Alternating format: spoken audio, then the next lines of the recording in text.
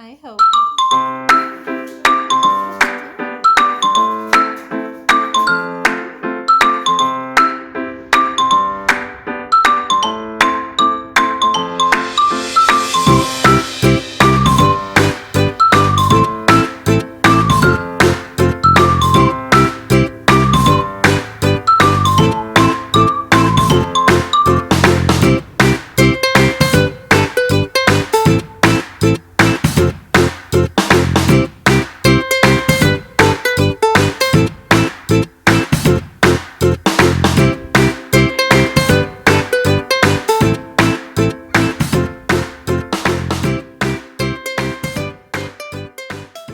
Hi guys, and welcome back to the Good Stewart Homestead. I'm Katie, and I wanted to give you guys another update. So I wanted to walk down. You can hear Gunna and his ladies in the background. That's our turkeys. They're bourbon reds, but they're kind of a medium-sized turkey. But anyway, I wanted to walk down to our goats. Our girls, Boudica in particular. We know for a fact that she is bred, but we should be having some babies come April. And we're pretty sure we've put Boudica's due date around April the 1st. So anytime within that last week of March to the first week of April, she should be giving birth. And if the other girls are bred like we hope they are, then we should be getting some babies out of them too. And you can hear the boys, you can hear them, hear all of them calling out and wanting some attention. So I just wanted to bring you down here. With it being the first part of February, we're just in the first week of February right now. So we're going through this transition phase here in Cleveland County with the weather. So it's we've got warm, and then we get cold, and then we get warm, and then we get cold, and that's pretty usual for this time of year here. They are calling for a chance of maybe some ice end of next week, I think, or end of this week. Sometime they're calling for some rain and the possibility of ice because it's going to be because of the temperatures. And in December we got really cold. And as much as I hated the cold, we really needed it because we have not had extremely cold temperatures here in a long time. Here in Cleveland County, we're in zone 7B, and we're considered to have a subtropical climate here because we just do not, our winters are typically mild. Periodically, we will have a winter where it gets really cold and we get snow and ice and sleet and all of that. And that's kind of the winter that we've been having here so far. And then that's how it was in December. So we were long overdue for some really cold weather. So that's kind of been how it's been this winter. And so as much as I hated the low temperatures, we really needed it. Because I mean, part of what I like about living in this zone and where we live is because it's relatively mild. I'm just not one that likes cold weather. I don't like extremely cold temperatures. But again, we needed it because we just needed things to get really cold here to just reset everything, to reset to be able to reset the trees and the vegetation, and kill off some of the bugs that were overrunning us. And so we just really needed that. And so it as much as I didn't like it, it was good that we had that. And now we're just going back to this up and down and up and down. Our weather does its own thing here, and that's just how it is here. And anyway, so right now is the time that you would plant like your blueberries and your raspberries and your blackberries and that sort of thing. You would start getting those into the ground because still need some of the cold weather just to for them to just jump off in the spring. And then also now is the time to be planting your potatoes in some areas. So that's also something else to think about. So we are getting into that time frame, that time of year where your cooler weather crops need to go, you need to start putting those into the ground. So what I'm thinking about doing is next paycheck is possibly getting some blackberry bushes or vines, blackberry vines, and some raspberry vines, and planting um, just a handful of them in the front corner of our property, because that's where we wanted to do like a mini orchard.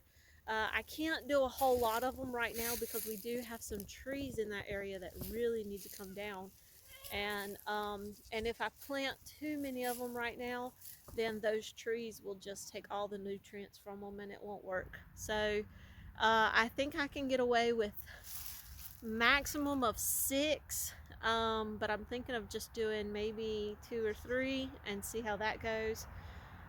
uh, but there's a lot of work to be done, you guys, and we are starting to pick up with that as the weather continues to warm, and we can kind of finally get through this back and forth with our health that always comes with this weather. I think that's also probably the hardest part for me with the fall and early spring, is this back and forth with the weather just keeps everybody sick. So it just really takes its toll on us physically, and it takes a toll on the animals physically too. So it's just kind of a pain in the rear end with this back and forth. But that's how it is here. I think my favorite times of year is spring and early summer. Now late summer it gets super hot here.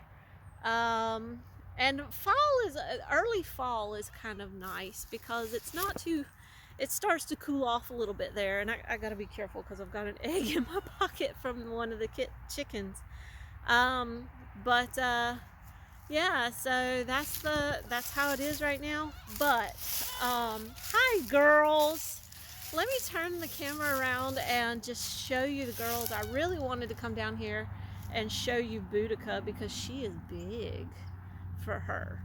And part of it is that she has overeat and a little bit, probably more than likely she might be a little overweight, but for the most part, and sorry, I have to also keep in mind the sun, the angle of the sun right now, because of the weird lighting and everything. So I don't want the sun behind me or you won't be able to see my face. But yeah, so I really wanted to show you girls Boudica last spring. She gave birth to quads, but only one of them survived. And then the other 2 miscarried last spring. So so we wanted to try them one more time, and if we can't get any babies out of them this year, then we'll just have to make some decisions, because we really want to keep our goat herd going, and we've really been considering going towards registered goats because we can sell registered goats for a little more than non-registered. And for me, the thing is the milk, because we love to drink the milk.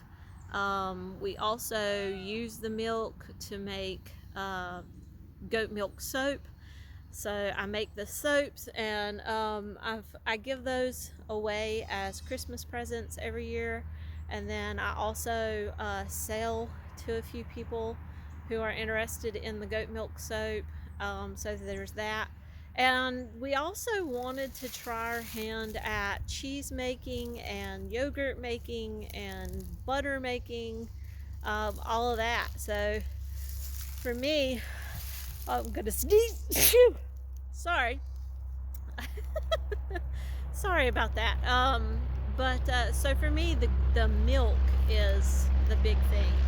is because I can use that milk and we can consume that milk and we don't sell the raw milk itself.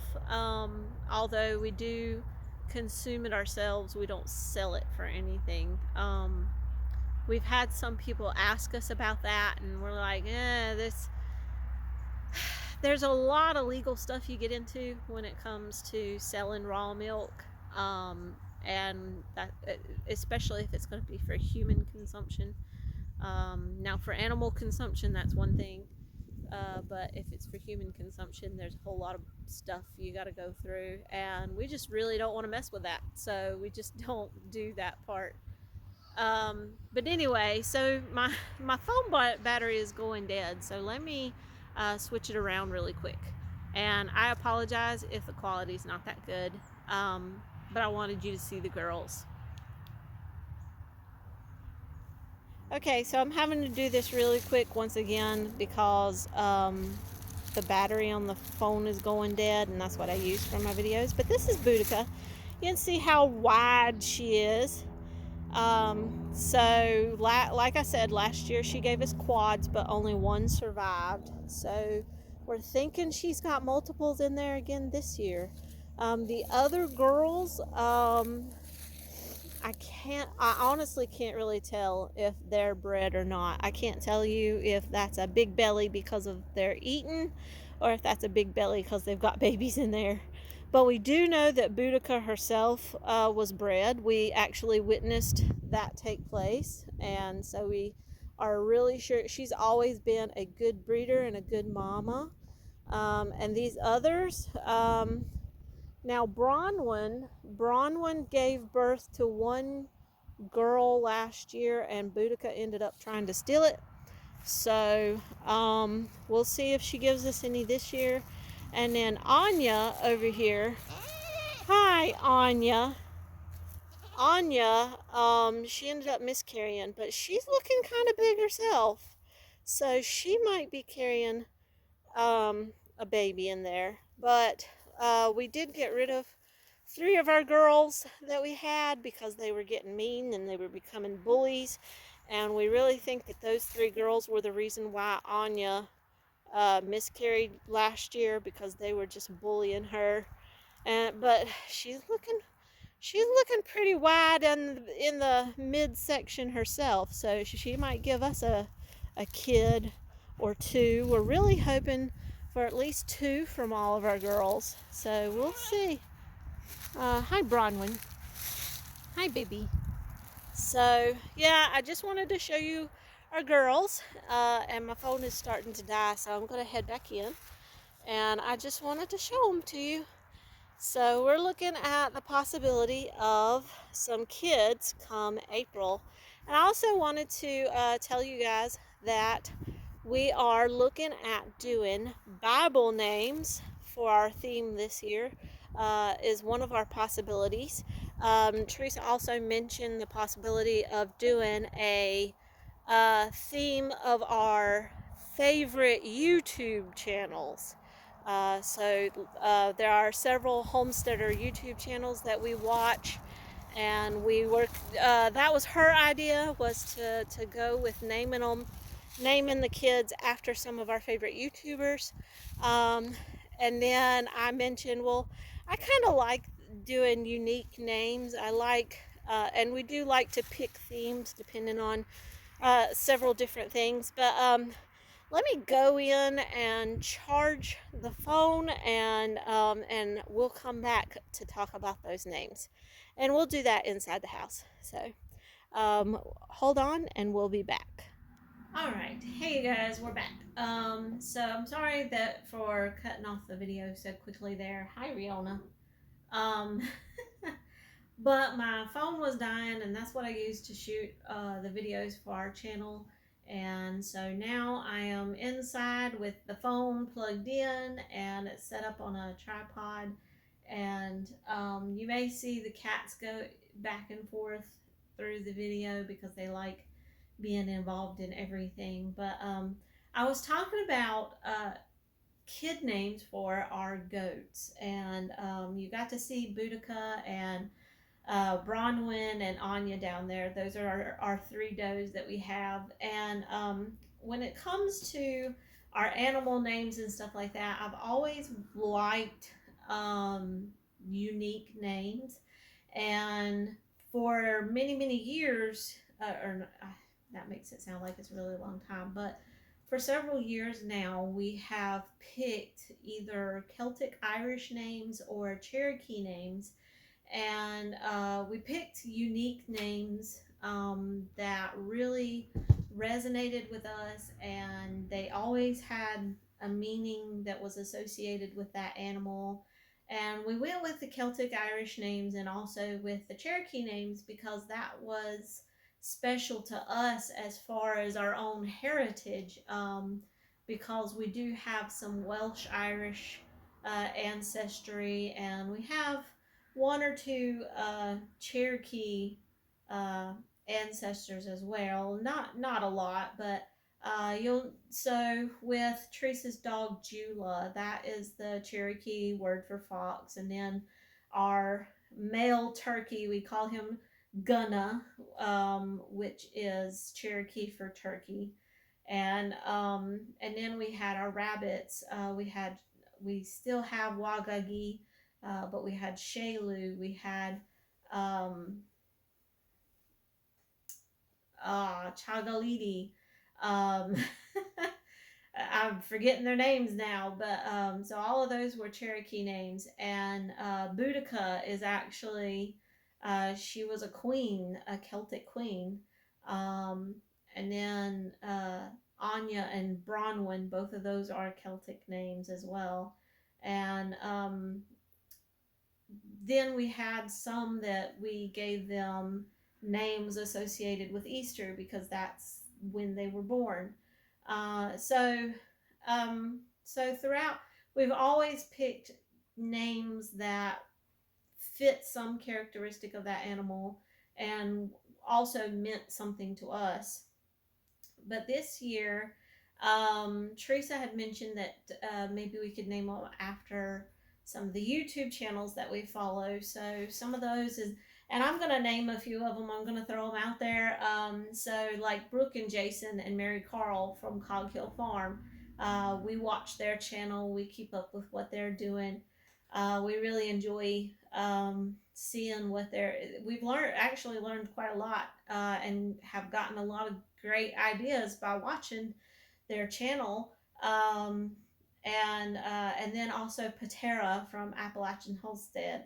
Um, we watch her channel, and her name is also a Bible name. So we thought about that, and there's a few others, but those two in particular, those two YouTube channels in particular, are ones that we watch pretty frequently. And that was Teresa's idea to maybe we could do that theme this year, or maybe Danelle from Wiedemann Reap, and or I don't know, Crystal from Blue Cactus Dairy Goats. I don't know. I so there's quite a few of them that we watch, and we kind of keep up with, and we get ideas from and stuff like that, and we enjoy it. But for me, uh, that wasn't quite unique enough. I'm like, oh, everybody does that, at some point. Is that they pick their favorite YouTubers or something. So I was like, I want something that's different or more unique than that. And so the idea that I threw out to her is, what if we do the Bible names? And I was like, but not your regular Bible names. I was like, everybody knows Matthew, Mark, Luke, and John, or or Naomi or Ruth or something like that. I was like, let's pick Bible names that you don't hear as often. And so I'll just read out some of the ones that I came up with so far, and you guys can comment what you like. And I'm also thinking about the meaning behind these names, so there won't be any Jezebels or anything like that. Um, so I'm also considering the passage of scripture that they're coming from and what the name means and that sort of thing. So some of the names that I came up with, and I've got them all listed here. I've got a list of a few girl names, and I've got a list of a few boy names. So I'm just going to read them off, and you can tell me what you think. Um, so I'll do the girl names first.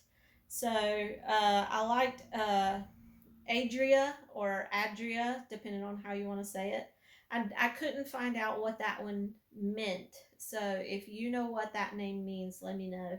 Moira, which means provided by Jehovah. Uh, Azalea means whom Jehovah has reserved. Uh, Engedi uh, or Engedi means of the kid.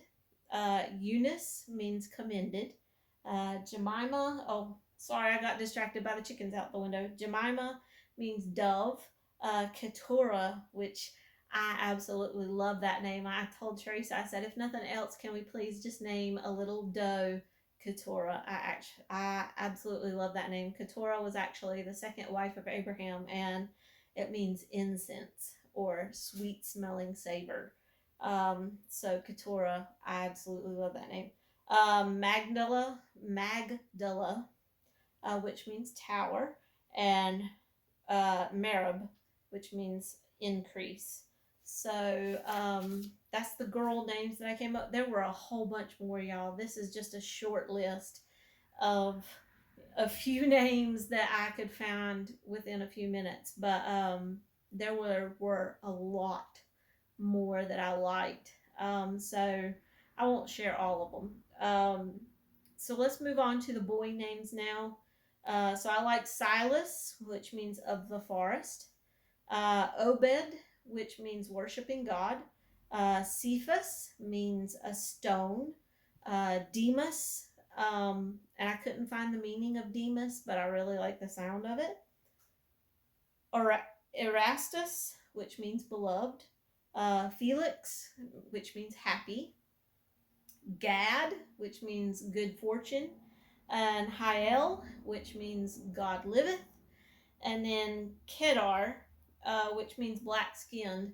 And I thought of that name because Boudica in particular carries black as a color.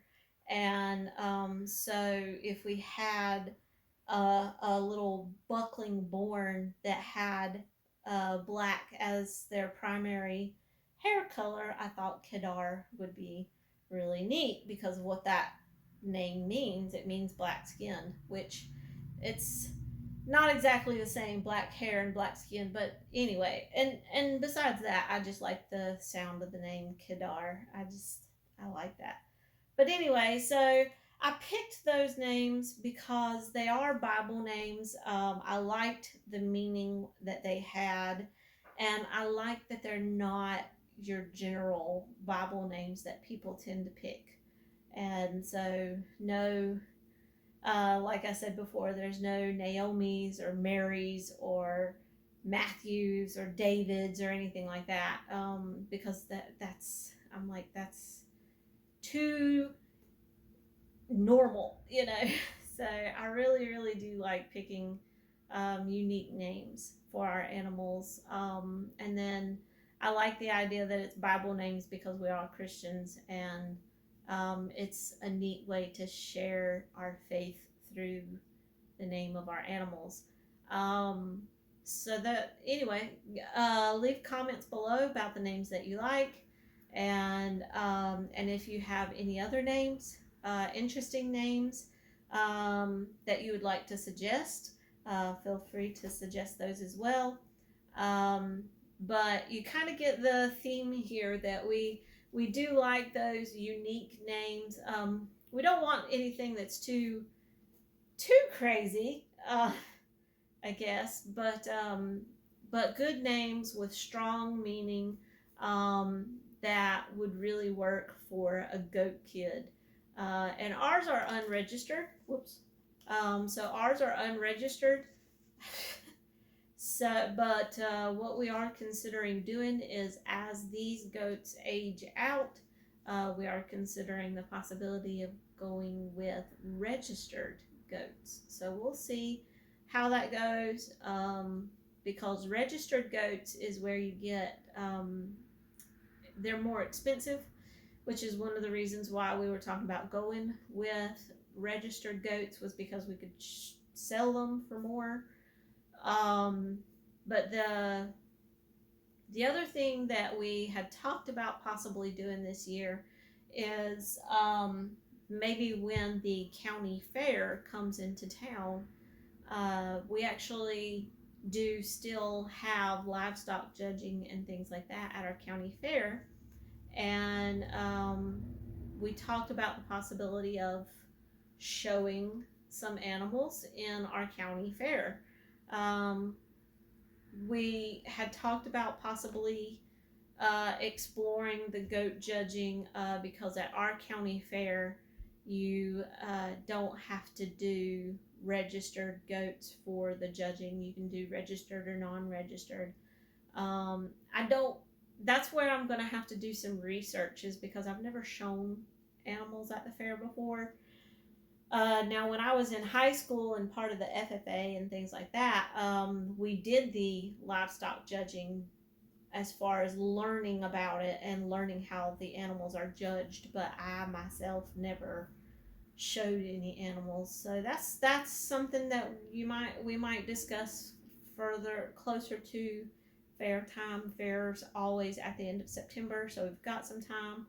I also am considering possibly entering some sewing projects into the fair again. I used to do that.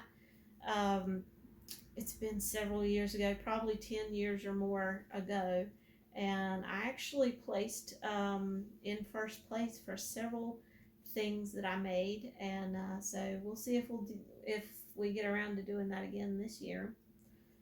So lots of things, lots of projects and stuff like that we want to do this year. Things that we're praying about doing. The next thing on the list is getting that new chicken coop in. So I'll be getting that in hopefully in the next couple of weeks. I'll be able to get it ordered, and then when it comes in, we'll be able to put it together, and we'll finally be able to put our girls back in a coop where they'll be protected from predators, and we can really and they'll have a better place to be able to lay their eggs and that sort of thing. And we also are looking at refreshing our chicken flock in the spring as well, because as of right now, I think we've got somewhere between 6 and 8 hens roaming around, and some of them are going to be aging out here, and the chicken coop that I want, the kit that I want to get, can house up to somewhere between 10 and 15 chickens at a time. I don't think we need that much, because if it's just us, then we don't need more than what we've got. But I also have some coworkers and things that enjoy getting fresh farm eggs, and we always were able to negotiate prices and things like that with one another.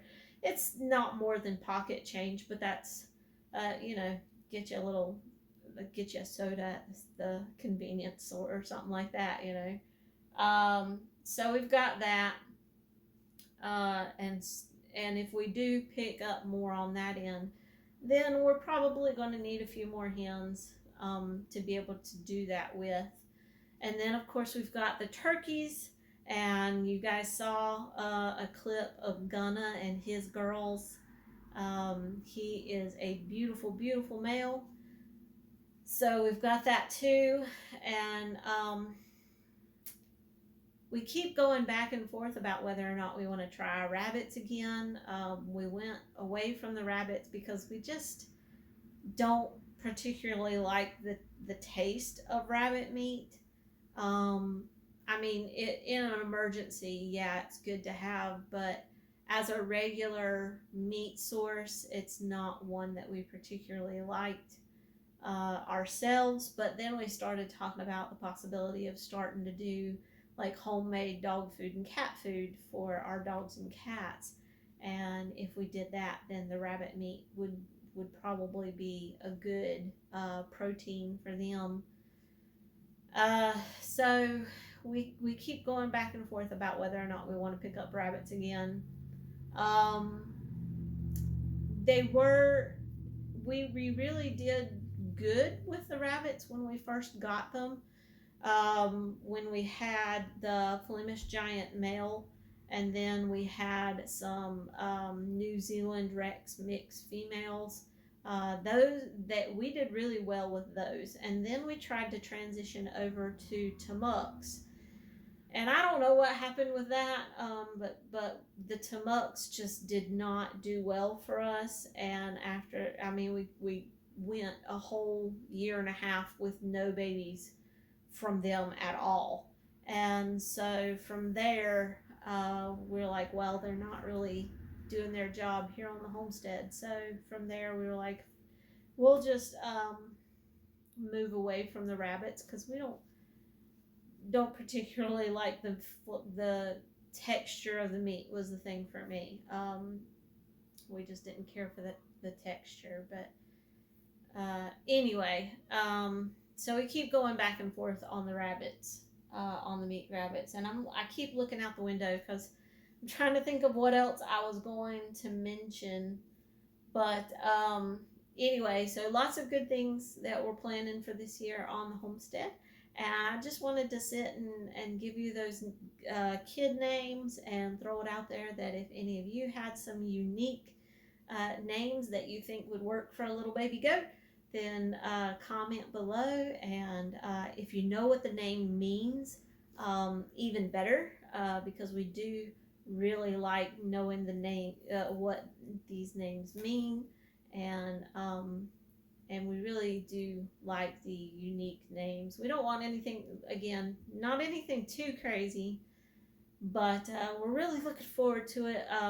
Oh, we are also hoping to have plans for a greenhouse build. I'm really hoping that I can get a greenhouse, and I'm kind of slouching in this chair. I'm just kind of plopped in this chair. But we're hoping to do a greenhouse build as well. I would love to get a little 6x12 or an 8x12 greenhouse kit similar to what we were using for a milking shed, which the goats have pretty much destroyed now. So we're looking for a different option with that as well. So the greenhouse, though, we still have the tunnel out there that I still haven't gotten around to finishing, you guys. I'm like the world's worst about, I get a good idea and I get a project started and then something happens. It's just life. But anyway, so that tunnel is still out there to be done. But what I want to do is I want to move it a couple of feet, because where it is right now, we actually had a limb come down during a storm right smack in the middle of it, and it came from our neighbor's tree. And so what I want to do is I want to actually move the frame and everything a couple of feet back, so that won't be an issue anymore. And so it was a good thing that it wasn't finished, because if it had been finished and that limb had fallen on it, it would have just completely destroyed the whole entire thing. Whereas because it wasn't finished, the tree limb fell on top of the wooden frame on the ground, but it really didn't break or damage anything else. So that was good. But I do want to move it a few feet back in the yard, and then I also want to get that either a 6x12 or an 8x12 greenhouse kit, and put that up. Just something I can maybe start some seeds and stuff in, maybe get some fodder going for the chickens and the turkeys, to kind of extend their feed. And then, so that's it, an idea that we would like to do. And then another project that we would like to get done is a better goat shelter. Teresa has something in mind that she wants to do, is kind of like a little shed type deal And it would just be big enough for a couple of birthing stalls, a milking stand, and possibly a place to be able to store some extra hay or straw or something like that inside of it, with a little area that's covered where they can eat for the doe pen. And we want to do a little bit of a better structure for our buck as well, because what we did was we just took wooden pallets and threw something together so that he could have a way to get out of any weather, and stay dry. But that structure, because it was only meant to be a temporary structure in the first place, just because we wanted to be able to give him something pretty quickly. But now we're looking at trying to put together something small for him, just to be able to get out of any kind of bad weather or stay dry, that sort of thing. So that's what we're looking at there. We also need to move the kid pen, and we need to somewhat move our doe pen as well, because we realize that the bottom corner of our doe pen is not on the property. It's actually on the neighboring property. And so, and we have hopes of one day being able to fence this property in and create a small pasture down there.